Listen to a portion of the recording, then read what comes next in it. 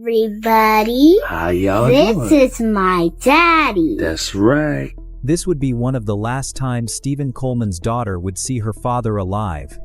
Just days later, the woman he trusted would plot the most unthinkable revenge that even hardened investigators were left speechless.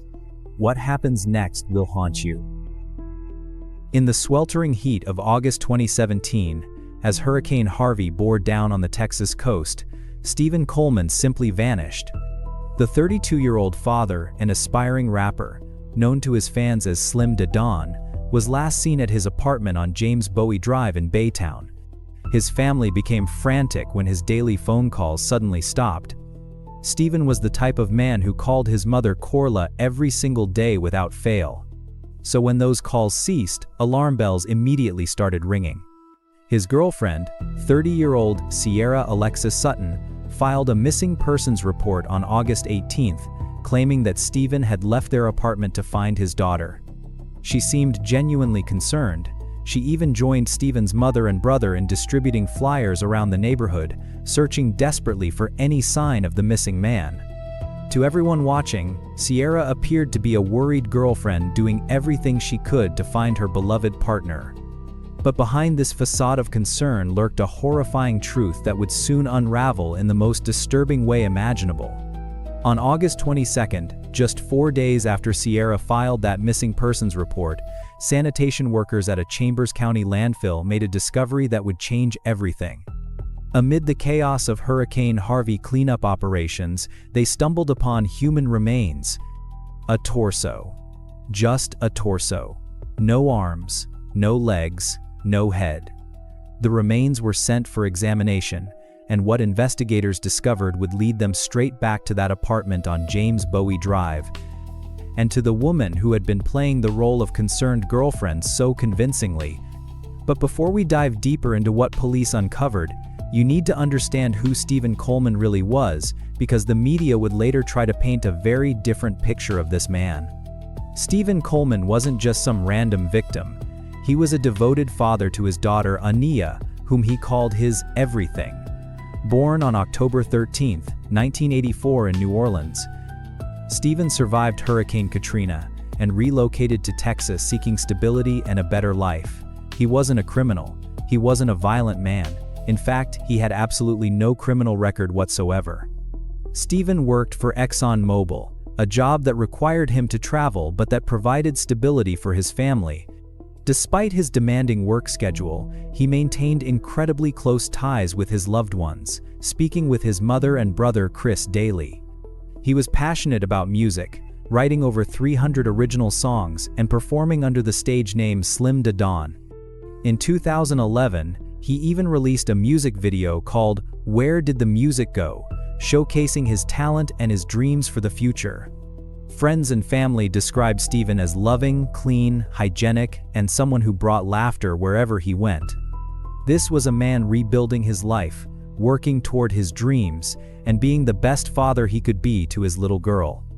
But there was one chilling detail that would prove tragically prophetic. Stephen had warned people close to him that if anything ever happened to him, Sierra Sutton would be responsible. He knew something wasn't right. He sensed danger. And yet, he couldn't have imagined just how horrific his final moments would be. The couple lived together in a one-bedroom apartment at the Briarwood Village Apartments in Baytown. Sierra had moved in just months earlier, citing family issues. She brought with her a 10-year-old daughter named Trinity. Neighbors had witnessed disturbing altercations between the couple before. They were like in the middle of the parking lot, kind of, and he had her pinned down. Pinned down on the ground, what was he doing? He had a belt around her neck. The relationship was clearly volatile. Violence had erupted before, but nothing could have prepared anyone for what was about to happen on the night of August 16, 2017. According to court documents and witness statements, Stephen came home from work that evening. At some point, he and Sierra got into an argument. The details of what sparked this particular fight remain unclear, but what happened next is documented in chilling detail. As Stephen lay sleeping in their bed, exhausted from his day, Sierra Alexis Sutton retrieved a handgun and shot him once in the head. One single shot. While he slept, defenseless. unsuspecting. Her daughter, Trinity, was in the living room when it happened. But the horror didn't end there, not even close. What Sierra did over the next several days would shock even the most hardened homicide investigators and cement this case as one of the most disturbing domestic violence murders in recent Texas history. Because Sierra had a problem. She had just taken a man's life, and now she had a body to deal with. A full-grown man's body that she couldn't move in one piece. So she made a decision that seems impossible to comprehend for anyone with even a shred of humanity. Over the next few days, Sierra dismembered Stephen's body. She worked in the bathroom and kitchen of their small apartment, methodically separating his remains. She wrapped the pieces in sheets and duct tape, supplies she had purchased using Stephen's own credit card at a nearby Walmart. Then, as casually as someone taking out the trash, she distributed the parts of Stephen's body across multiple dumpsters throughout the Briarwood Village apartment complex. Those dumpsters were emptied on their regular schedule, and the contents were transported to a Chambers County landfill. By the time authorities discovered the torso on August 22nd, Hurricane Harvey was wreaking havoc across the region. The storm's timing couldn't have been more convenient for Sierra, or more devastating for investigators trying to recover evidence. But here's where Sierra's performance becomes truly chilling. While Stephen's remains were sitting in those dumpsters, while his torso was being discovered at the landfill, Sierra was actively helping Stephen's family search for him. She distributed flyers. She talked to police. She comforted his grieving mother. A neighbor named Donald Wooten recalled a conversation that now seems incredibly sinister. I asked her about him, and she seemed kind of shocked. She goes, "Why are you asking me that?" I said, "Well, I heard that he was missing for a while." And she kind of carried on like she didn't know anything about it. The audacity, the coldness, the complete lack of humanity required to look Stephen's mother in the eye, knowing full well that you had just spent days dismembering her son's body and disposing of him like garbage, is something that defies comprehension. But Sierra's house of cards was about to come tumbling down, because she had made a crucial mistake. She had told people what she had done. As investigators began piecing together the timeline of Stephen Coleman's disappearance, disturbing details started emerging that pointed directly at the woman who had been playing the grief-stricken girlfriend so convincingly. Police discovered blood traces throughout the apartment on James Bowie Drive. Blood spatter was found on the bedroom floor near the bedside, suggesting the location where Stephen was shot. More blood was discovered in the bathroom floor and sink, and in the kitchen, painting a gruesome picture of where the dismemberment had taken place. But forensic evidence wasn't the only thing that would seal Sierra's fate, because in her arrogance, or perhaps her guilt, Sierra had confessed to multiple people about what she had done. She told friends, she told acquaintances. She admitted that she had gotten into an argument with Stephen, shot him, and then dismembered his body because it was too heavy to move in one piece. These weren't vague hints or maybes. These were full confessions to people who would eventually come forward and tell police exactly what Sierra had said. She killed her boyfriend after an argument and then cut up his body because she said she could never carry it in one piece because it was just too heavy to lift. Whether it was guilt eating away at her or a twisted need to share what she had done, those confessions would prove to be her undoing. Meanwhile, neighbors at the Briarwood Village apartments were starting to notice other strange things. Days after Stephen disappeared, they saw Sierra in the middle of the night cleaning out the apartment and removing all of his furniture with the help of two men. Now, days after Stephen Coleman disappeared, neighbors tell me they saw Sierra Sutton in the middle of the night cleaning out his apartment, taking out all of the furniture with a couple of other men. She even tried to sell some of that furniture to some of her neighbors. It was as if she believed she was untouchable, that she had committed the perfect crime. But as the walls began closing in, Sierra made a run for it. When police attempted to bring her in for questioning in early September, she fled to Louisiana. She returned to Jefferson Parish, perhaps thinking that crossing state lines would somehow save her from the consequences of what she had done. She was wrong. On September 14, 2017, Jefferson Parish Sheriff's deputies and U.S. Marshals arrested Sierra Alexis Sutton in Metairie, Louisiana. She was charged with murder and held without bond. the Harris County District Attorney's Office formally charged her with first-degree murder, and she was extradited back to Texas to face justice. During her arrest and subsequent interviews, investigators noted that Sierra showed absolutely no remorse for what she had done, no tears, no apologies. No explanation that could possibly justify or explain away the horror she had inflicted on Stephen and his family.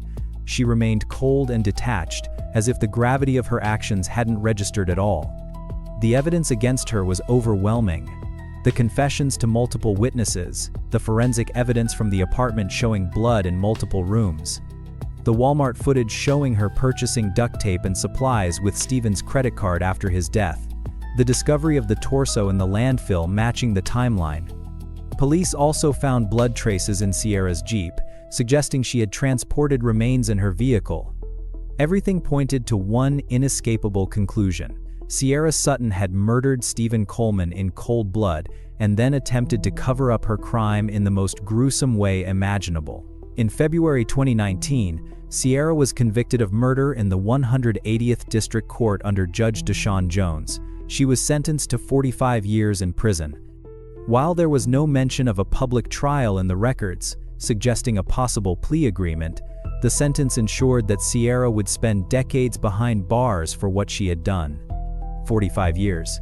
It sounds like a long time, and it is, but for Stephen's family, no amount of prison time could ever bring their loved one back or heal the wounds that Sierra had inflicted. And speaking of wounds, what Sierra did to Stephen's family extended far beyond the physical act of murder. Because while Stephen's mother, Corla, was trying to grieve the loss of her son, while she was trying to bury what little remained of him, the true crime entertainment industry was about to add insult to injury in ways that would traumatize the family all over again. As of October 2025, Sierra Sutton is currently incarcerated at the Texas Department of Criminal Justice's Christina Melton Crane Unit in Gatesville, Texas. Her maximum sentence date is September 14, 2062, and she won't be eligible for parole until approximately 2040, requiring her to serve at least half of her sentence under Texas law for violent offenses. She is classified as a medium security inmate in general population. But while Sierra sits in her cell, Stephen's family continues to suffer, not just from the loss of their beloved son, brother, and father, but from something that has reopened their wounds repeatedly over the past several years. 5 years after Stephen Coleman was murdered by Sierra Sutton, his mother Corla turned on her television and saw something that made her relive the worst day of her life all over again. There was a documentary about her son's murder playing on TV, but as she watched, horror turned to outrage, because the man being portrayed on screen bore little resemblance to the son she knew and loved. They tried to really paint my son as a horrible person. Multiple documentaries had been produced about Stephen's case, including productions by TV1's Fatal Attraction, which aired an episode titled Storm of Betrayal, and True Crime Daily, whose video about the case garnered over 2.9 million views. There were multiple shows exploiting Stephen's murder for ratings and profit. They were actively spreading false information about Stephen. Some shows portrayed him as jobless, when in reality he had a stable position at ExxonMobil. Others painted him as a womanizer, despite his dedication to his daughter and his close relationship with his family. They took a victim of brutal domestic violence and twisted his story to make it more sensational, more dramatic, more marketable. Corla couldn't believe what she was seeing. Her son, who had been shot in his sleep and dismembered, was being portrayed as somehow deserving of his fate, or as someone less than human. The shows tried to paint Stephen as a horrible person, when the truth was he was a loving father, a devoted son, and a man with dreams who was rebuilding his life after Hurricane Katrina. That one was called Storm of Betrayal. The next one is Raining Blood. Corla visits Stephen's grave monthly, bringing flowers to the partial remains that she was able to bury. Because the truth is, they never recovered all of Stephen's body. His torso was never found. Hurricane Harvey's flooding and the massive volume of waste in the landfill meant that most of Stephen's remains are still out there somewhere, lost forever. I don't miss a day, a month, go and bring flowers. I had to bury what they found. Imagine having to bury your child in pieces. Imagine knowing that you couldn't give him a complete burial, that parts of him are literally in a landfill somewhere, treated as garbage just as his murderer intended. But the family's concerns go beyond just the media inaccuracies and exploitation. They also believe that the investigation into Stephen's death was incomplete. They suspect that Sierra may have had accomplices who helped her with the disposal of the body. Neighbors reported seeing two men helping Sierra move furniture out of the apartment days after the murder. How did she get those men to help? Did they know what had happened? Were they involved in the cleanup? The family also points out that no neighbors reported hearing a gunshot on the night Stephen was killed. In an apartment complex where walls are thin and sounds carry, how did no one hear anything? This has led to speculation about whether a silencer was used, or whether there are other details about the murder that haven't been fully investigated. Additionally, Sierra's 10-year-old daughter Trinity was in the apartment when the murder occurred. She heard noises but was never formally interviewed by police about what she witnessed that night. The family believes this was a missed opportunity to gather crucial information about what really happened. Despite these concerns, no additional charges were ever filed against Sierra. She wasn't charged with tampering with a corpse, which under Texas Penal Code carries a sentence of 2 to 20 years. She wasn't charged with child endangerment for having her young daughter in the apartment during and after the murder. The prosecution focused solely on the murder charge, possibly as part of the plea agreement that resulted in her 45-year sentence. For Stephen's family, this feels like yet another injustice. Not only did they lose their son, brother, and father in the most horrific way imaginable, but they feel the justice system didn't fully investigate all aspects of the crime, and the media has profited from their pain while spreading lies about Stephen's character. They're calling for them to back down, but legally there isn't much they can do. Lisa. And that's perhaps the most frustrating part of all this. Legally, there isn't much the family can do to stop these productions. True crime content creators have the First Amendment on their side. Unless they cross the line into defamation, they're free to tell these stories however they want, whether or not they contact the victims' families, whether or not they get the facts right. Do you think Sierra had help with disposing Stephen's body? And do you think domestic violence was the match that lit the fire of brutality in her? On Tuesday, July 14th, Mr. Fahim Salih's cousin discovered his dismembered body in the living room of his apartment with his head, arms, and legs amputated. If you're someone's sister, the next time you see your brother, please hug him as tightly as you can for as long as you want. Because that's all I want to do every time I see those photos. Inside apartment number 7 at 265 East Houston Street, 33-year-old Fahim Saleh should have been working on his next billion-dollar idea. But Fahim wasn't working. Fahim was dead. And what happened to him after he died would become one of the most disturbing crime scenes in New York City's recent history. When Fahim's cousin arrived at his apartment for a routine welfare check after not hearing from him for 24 hours, she never could have imagined what waited behind that door. Fahim Saleh was not just another tech entrepreneur. He was a visionary, a trailblazer, someone the media had dubbed the Elon Musk of the developing world. Born on December 12, 1986, in Mecca, Saudi Arabia, to Bangladeshi parents who frequently relocated for work, Fahim's family eventually settled in Rochester, New York. From an early age, this young boy displayed a remarkable aptitude for technology that would set him apart from his peers. While other kids were playing video games, young Fahim was teaching himself programming. While his classmates were doing homework, he was building websites and dreaming of changing the world. His first major venture came during high school when he launched prankdial.com, a controversial prank call service that would go on to generate over $10 million in revenue. Imagine being a teenager and showing your father a $500 check from Google for advertising revenue. That's exactly what Fahim did, winning his father's approval and opening his first bank account for his entrepreneurial earnings. But Fahim wanted more than just money. After graduating from Bentley University in 2009 with a degree in computer information systems, he expressed a powerful desire to build ventures that would add legitimate value to humanity. He was tired of controversial apps. He wanted to make a real difference in people's lives. And that's exactly what he did. In 2015, Fahim co-founded Pathao, a ride-sharing and food delivery app in Bangladesh that would quickly become one of Asia's fastest-growing startups, later valued at $100 million. He saw opportunity where others saw obstacles. He invested in emerging markets when other tech entrepreneurs were too afraid to take the risk. Then came Gokada. In 2018, Fahim founded this motorcycle ride-hailing service in Nigeria, raising over $5 million and employing over 800 drivers. He was bringing transportation solutions to people who desperately needed them, creating jobs, building infrastructure, and changing lives across the developing world.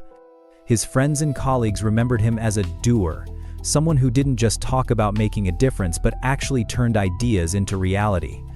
At just 17 years old, a young coder named Ahmed Fahad pitched apps to Fahim, who hired him after a coding test, calling it the biggest chance anyone has ever taken on me. This was who Fahim was. A mentor, a believer in young talent, someone who gave people opportunities when no one else would. So when police arrived at that horrific crime scene on July 14th, the question that burned in everyone's mind was simple: who would want to hurt Fahim Saleh? The answer was closer than anyone could have imagined. Much, much closer. The NYPD immediately launched one of its most intensive investigations in recent memory. Police said from the beginning that they believed the motive was financial in nature.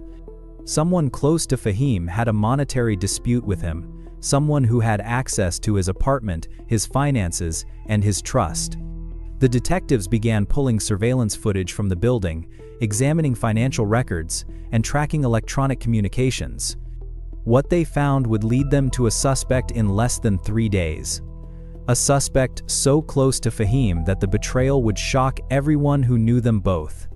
The surveillance video told a chilling story. On Monday, July 13, 2020, at approximately 1:45 p.m., the cameras captured a masked individual following Fahim into the elevator. The elevator that opened directly into Fahim's private sanctuary. The person moved with purpose, with confidence, like someone who had been there many times before. If I could just explain that real quickly, the way this building is set up, when you go up in the elevator, it takes you right to your apartment and not into a hallway. Due to the active and ongoing investigation, I will not get into the actual cause of death. As the elevator doors opened into Fahim's apartment, the masked figure deployed a taser to Fahim's back, causing him to collapse to the floor. There was a brief struggle, approximately 30 seconds, during which Fahim fought for his life. Defensive injuries on Saleh's body indicated resistance during the attack. But the attacker was prepared, armed, and determined. The attack resulted in fatal wounds. And then, the unthinkable happened. The killer stayed and began cleaning up, attempting to erase any trace of what had just occurred. But here's where the killer made their first critical mistake. When using a taser, the device releases tiny identification tags called anti-felon identification tags, or AFID tags. These tags are scattered everywhere when the weapon is deployed, and each tag contains a unique serial number that traces back to the specific weapon and its registered owner. The killer tried to vacuum up these tags, frantically cleaning the scene, but in their haste, they missed one crucial tag, just one tiny piece of evidence that would unravel everything. That single AFID tag would lead police directly to the killer's door. And when they traced that serial number, when they saw who had purchased that taser on June 8, 2020, the name that came back shocked everyone involved in the investigation. Tyrese Devon Haspil, 21 years old, Fahim Saleh's personal assistant. The young man Fahim had mentored, trusted, and given opportunity to. The person who handled Fahim's finances and personal matters. Also believed that he owed the victim a significant amount of money. That is all I can say at this time, due to the fact that the case is still ongoing. Mr. Haspel has been charged with murder too, and we are working closely with our partners in the Manhattan District Attorney's Office. But why? Why would someone who owed everything to Fahim Saleh commit such a heinous act? What could possibly drive a 21-year-old assistant to not just kill his boss, but to carry out such a calculated, brutal attack? On July 17, 2020, at approximately 8:45 in the morning, just 3 days after the discovery of Fahim's body, members of the New York-New Jersey Regional Fugitive Task Force arrested Tyrese Haspel in the lobby of 172 Crosby Street. Regional Fugitive Task Force. At approximately 8:45 this morning, 21-year-old Tyrese Haspel, Haspil, was taken into custody in the lobby of 172 Crosby Street by members of the New York-New Jersey Regional Fugitive Task Force and transported to the 7th Precinct for arrest processing. When detectives looked into where Haspel was arrested, they discovered something that would prove just how cold-blooded this crime truly was. Tyrese Haspel was staying at a luxury Airbnb that he had rented for his girlfriend's birthday celebration. Tyrese Devon Haspel grew up in what could only be described as a challenging environment on Long Island, New York. His childhood was marked by his mother's mental health struggles and an abusive household. His mother, who allegedly suffered from schizophrenia, would lock him in his bedroom and physically beat him. This trauma led to periods in foster care, homelessness, and eventually his emancipation at age 17 after conflicts with his family. Raised primarily by his grandmother and aunt, young Tyrese exhibited what those around him described as early signs of emotional detachment and rebellion. In middle school, he created violent graphic novels, disturbing artwork that perhaps hinted at the darkness brewing inside him. But despite these challenges, Tyrese was academically bright. He graduated from Valley Stream Central High School in 2017, where he excelled in web design and participated in the Future Business Leaders of America program. He had potential, he had skills. He just needed someone to give him a chance. In May 2018, at just 19 years old, Tyrese Haspel was hired by Fahim as an executive assistant. This wasn't just any assistant position. Fahim, true to his generous nature, gave Tyrese access to his personal and business finances. He trusted him with credit cards, bank accounts, and sensitive financial information. Fahim saw potential in Haspel and treated him like a protege. For most people, this would have been a dream opportunity, working for a successful tech CEO, learning the business from the inside, gaining experience that could launch a career. But for Tyrese Haspel, it was an opportunity of a very different kind. By fall 2018, just months after being hired, Haspel began embezzling funds through what prosecutors would later describe as two sophisticated schemes. The first scheme involved creating a PayPal account under a name that mimicked legitimate vendors. He would process payments through this account, siphoning money while simultaneously forging bank statements to conceal the transfers. It was clever, calculated, and for a while, completely undetected. The second scheme, which began in December 2018, was even more elaborate.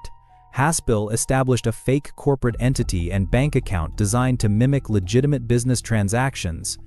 Money would flow through this fake company, and Fahim, busy building his empire across continents, wouldn't notice the discrepancies. In May 2019, Haspel resigned from his position. Most people would assume this meant the embezzlement would stop, but they would be wrong. Haspel continued stealing, continuing to exploit the access and trust Fahim had given him, even after he was no longer officially on the payroll. Over the course of these schemes, Tyrese Haspel stole nearly $400,000 from the man who had given him his start. He used it to fund a lavish lifestyle that was far beyond what a 21-year-old former assistant should have been able to afford. He showered his French girlfriend, Marine Chauveau, with extravagant gifts, luxury handbags, designer shoes, a private yacht tour. He was living a lie, presenting himself as successful and wealthy, when in reality every dollar he spent was stolen from the man who had believed in him. Then came January 2020, a moment that would set in motion a chain of events leading to Fahim's brutal death. Fahim's accountant discovered the theft. Initially, they believed it was $90,000, though they had only traced $35,000 of it definitively to Haspel at the time. Instead of involving authorities, Fahim confronted Tyrese privately, and here's where Fahim's generosity, his belief in second chances, his faith in human potential would ultimately seal his fate. Fahim offered Haspel a 2-year repayment plan. Fahim viewed Haspel as a mentee deserving a second chance. Haspel made partial repayments, but here's the twisted part. He was making these payments using funds from the ongoing PayPal scheme. He was stealing more money to pay back the money he had already stolen.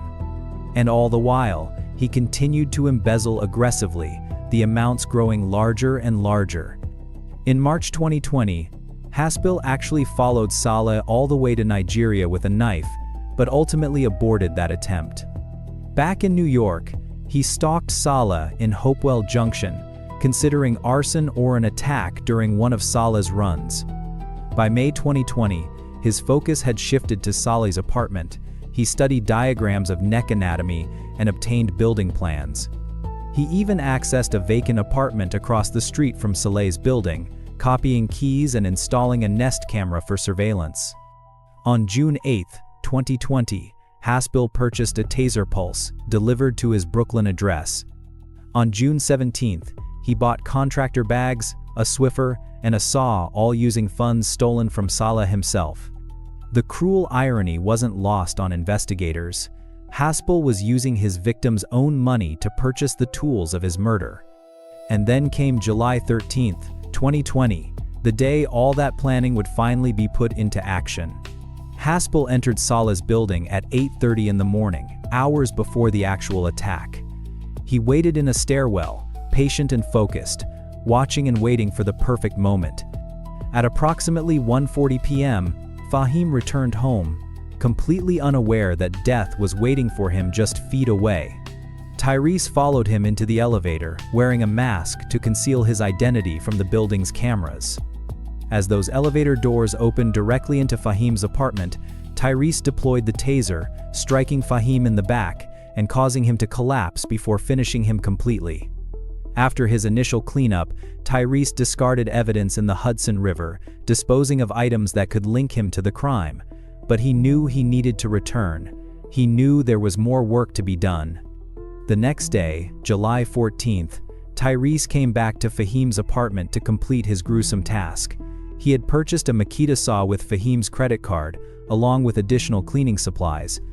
During the dismemberment process, Tyrese searched for human joint illustrations on his phone, looking for guidance on where to cut, how to separate the limbs most efficiently.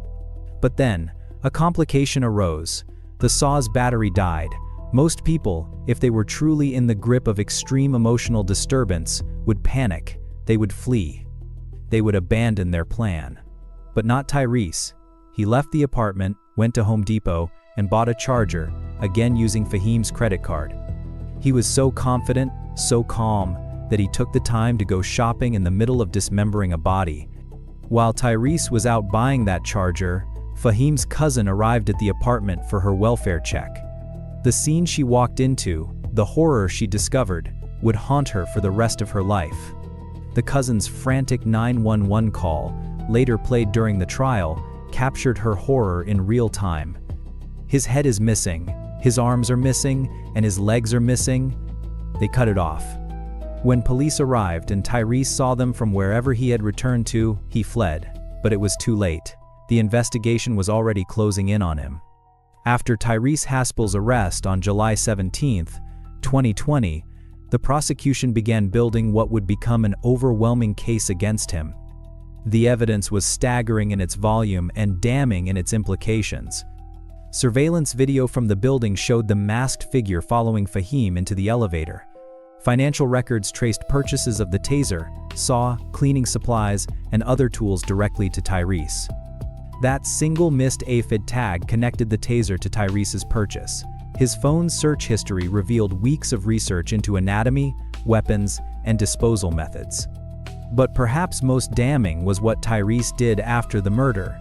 This is where the defense's claim of extreme emotional disturbance truly fell apart. Post-murder searches on Tyrese's devices included terms like dismembered body and news articles about Fahim's death. He was following the media coverage, tracking what police knew, staying one step ahead, or so he thought. But even more revealing were his activities in the days following Fahim's murder. While Fahim's family was discovering his dismembered body, while his friends and colleagues were reeling in shock, while the tech community was mourning the loss of a visionary, Tyrese Haspel was planning a party. He continued preparations for Maureen Chauveau's birthday celebration, a lavish affair that would demonstrate just how detached from reality or how calculated he truly was. He bought balloons and a custom cake. He purchased Louis Vuitton bags costing $7,349.06. He bought Louboutin shoes. He arranged a yacht tour. He rented an $18,000 per month Airbnb. Every single purchase was made with money stolen from Fahim Saleh. Every luxury item, every celebration, every moment of that fabricated lifestyle was built on the corpse of the man who had given Tyrese his chance. And it gets worse. Sources indicated that Tyrese was also texting another woman post-murder, planning to meet her. Prosecutors used all of this to show a complete lack of emotional disturbance. A person truly in the grip of extreme psychological crisis doesn't go shopping for luxury goods. They don't plan elaborate birthday parties. They don't calmly leave a crime scene to buy a battery charger and then return to continue their work. The trial, which took place in Manhattan Supreme Court, presented these two competing narratives to the jury. On one side, the defense painting Tyrese as a victim of his own traumatic past, driven to desperate acts by fears of abandonment and loss. The defense team worked hard to humanize Tyrese, to make the jury understand the trauma he had endured. Dr. Barry Rosenfeld's testimony about Tyrese coming apart at the seams attempted to create a psychological framework for understanding the crime. But the prosecution's case was simply too strong. The timeline of planning, the research, the multiple aborted attempts, the calm execution, the methodical cleanup, the post-murder activities. On June 24, 2024, nearly 4 years after Fahim's murder, the jury returned their verdict. They had rejected the extreme emotional disturbance defense. They had seen through the attempts to excuse the inexcusable. Tyrese Haspel was convicted on all counts: first-degree murder, grand larceny, burglary, tampering with evidence, and concealment of a corpse. The jury had spoken, and their message was clear. This was not a crime of passion. This was not the act of someone in the grip of uncontrollable emotion. This was murder. Calculated, premeditated, brutal murder.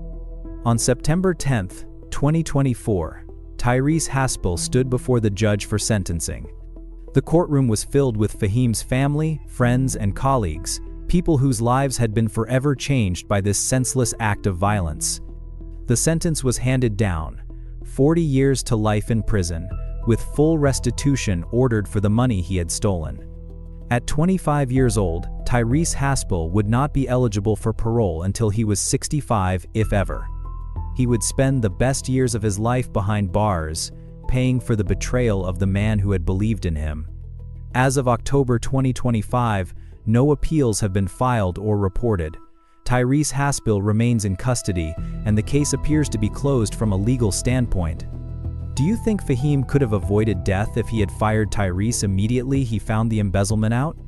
I can't hide it any longer. I'm so sad within myself. I feel so hopeless. Lord, please wrap your arms around me. Local family looking for answers a year after a mother of 4 disappeared without a trace. Crystal Anderson's missing persons case turned into a death investigation back in August of last year, but her body still has not been found. A vehicle engulfed in flames deep in the woods, burned so completely that investigators couldn't even determine where to begin processing the scene. And somewhere out there, a 30-year-old mother of 4 and TikTok sensation vanished without a trace.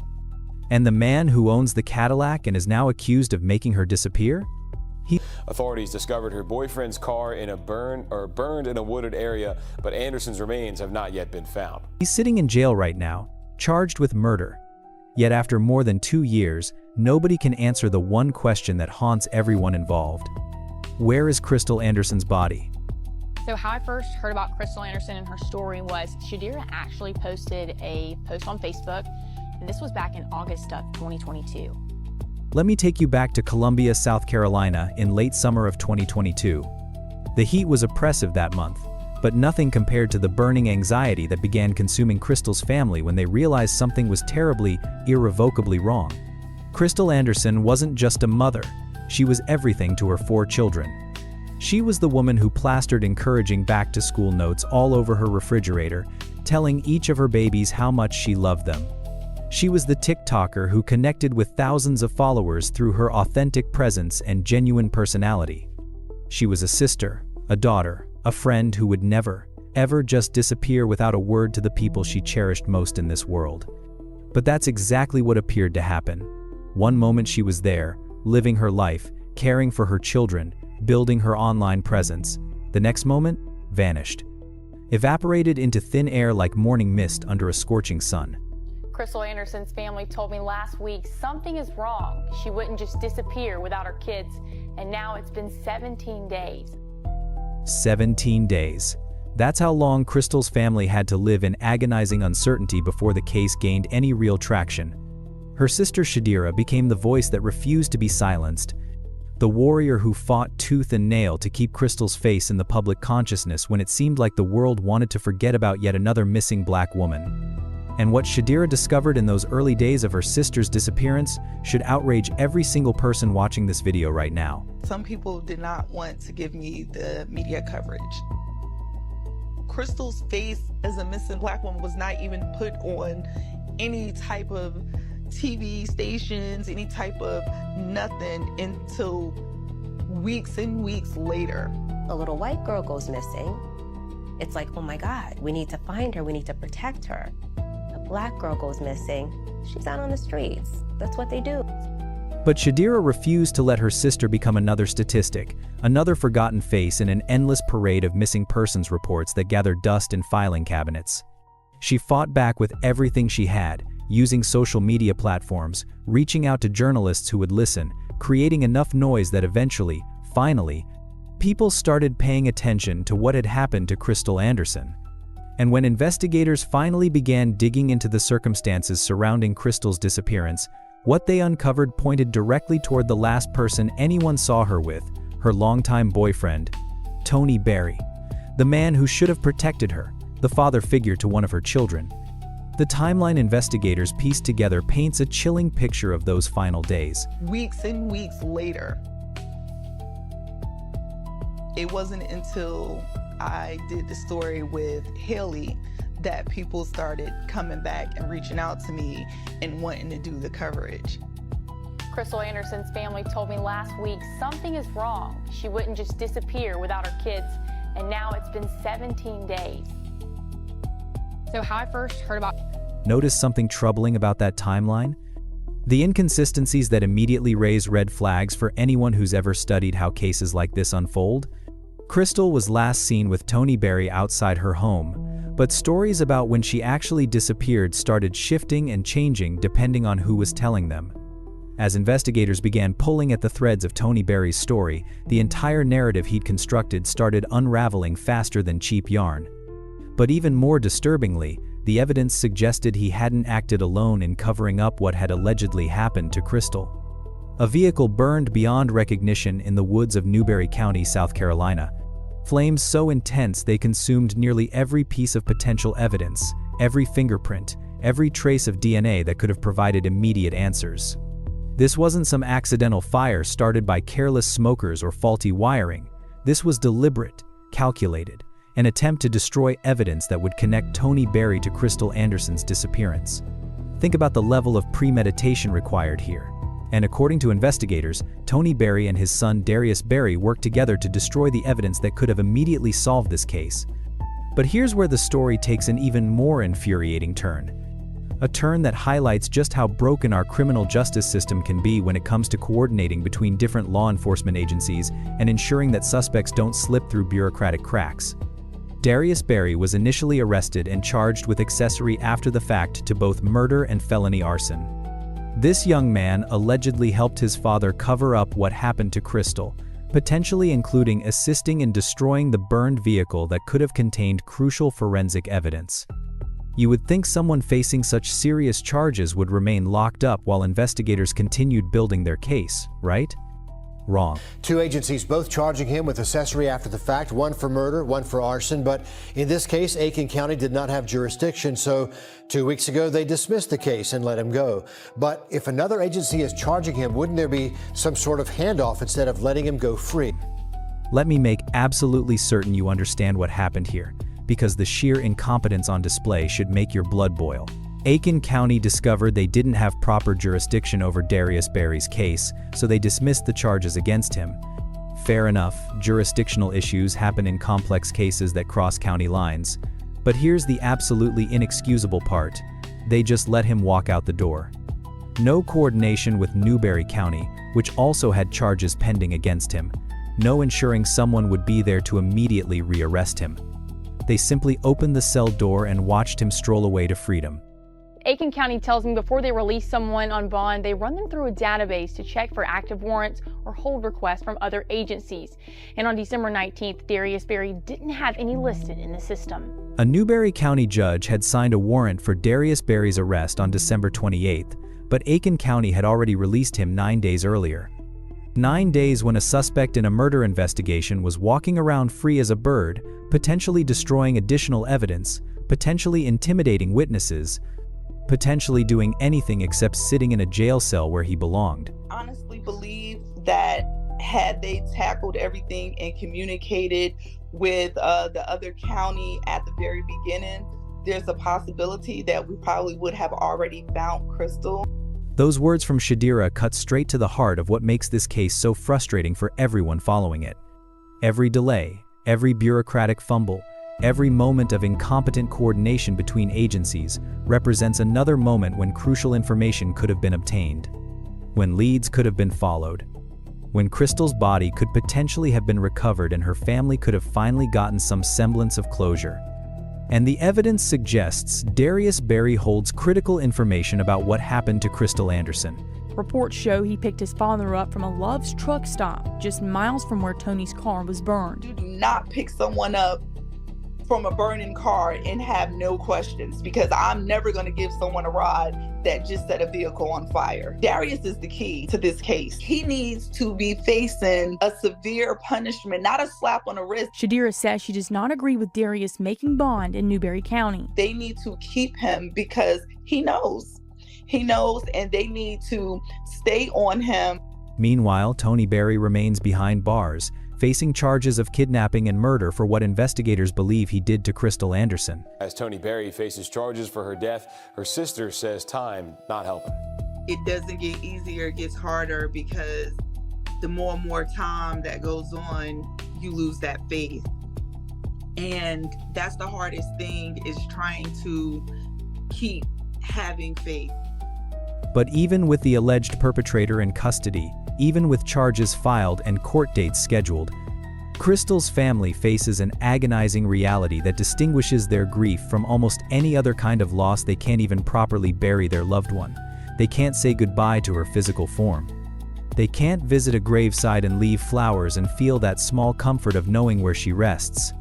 Because after more than 2 years since Crystal Anderson vanished on that August day in 2022, her body still hasn't been found. It all hinges back on DNA testing. In the past few months, investigators swabbed Crystal's sister, Shadira, and then their mother for DNA to hopefully help identify Crystal's remains if they're found. People get whatever sentencing they get, it still doesn't make the pain go away. To me, there's no complete justice. It's never going to bring Crystal back.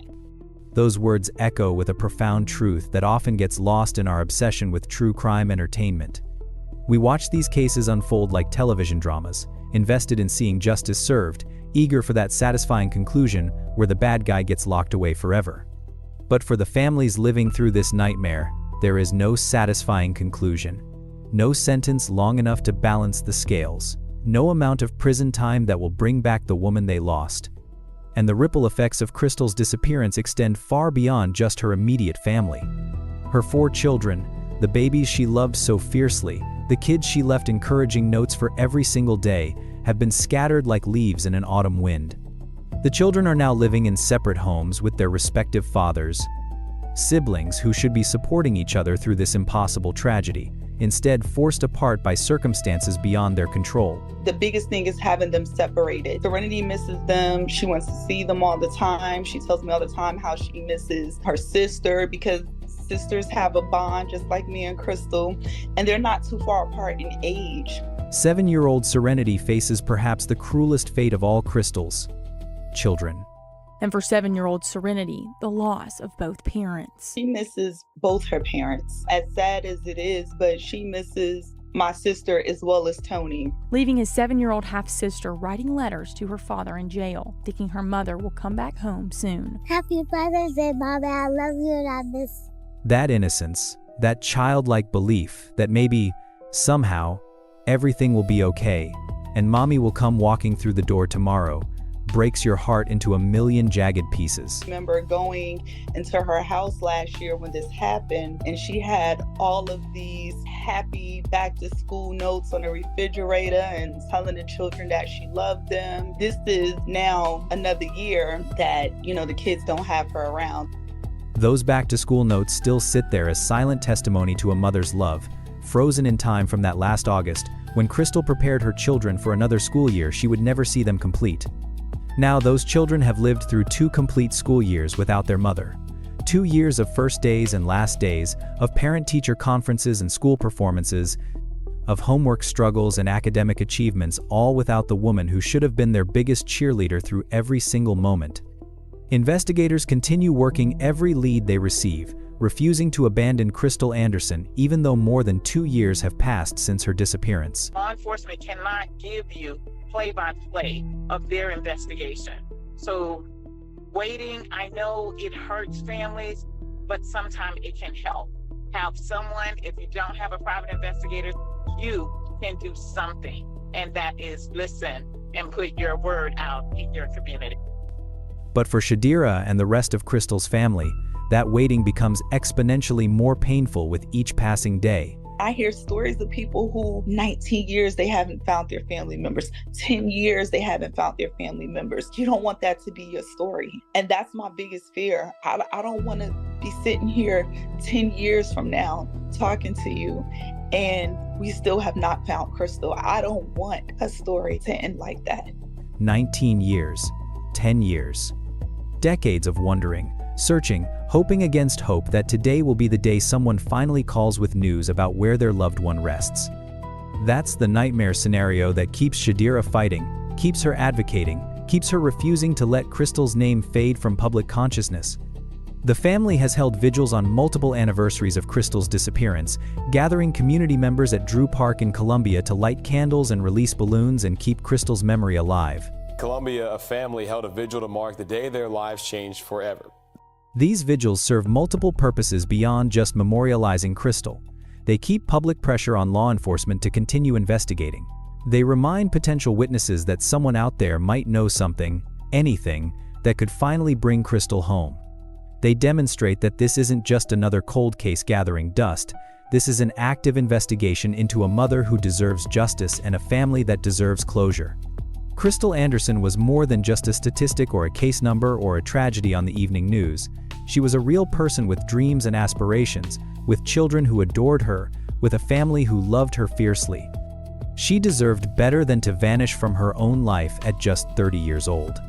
She deserved better than to become another example of how missing Black women too often fall through the cracks of our media landscape and our justice system. Click on one of the cards on your screen to see more videos like this.